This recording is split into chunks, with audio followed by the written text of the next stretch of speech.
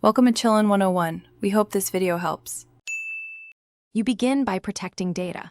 Backup user databases and export logins and jobs so nothing's lost. Next, confirm the evaluation has expired and decide on the target edition, license standard/enterprise or free developer/express, and obtain the installer or product key. Once done, notify users and schedule downtime.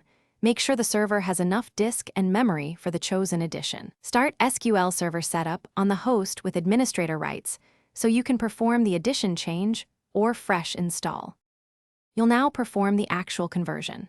For a licensed edition, run SQL Server setup. EXE, choose maintenance then edition upgrade, enter the product key and follow prompts. The setup migrates system databases in place. If you prefer developer or express without an in-place upgrade, install a new instance, stop the expired instance services, and then attach or restore your backups to the new instance. Make sure to reapply any patches and recreate or map logins and SQL agent jobs so permissions and jobs continue to work. After migration, verify health.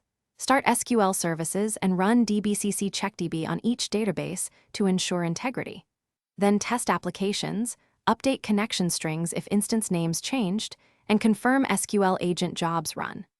Apply the latest cumulative update so you're on a supported build. If something goes wrong and services won't start, check the SQL error log and Windows Event Viewer for clear error messages. If you see corruption or missing system DBs, restore from your backups or attach MDF/LDF copies.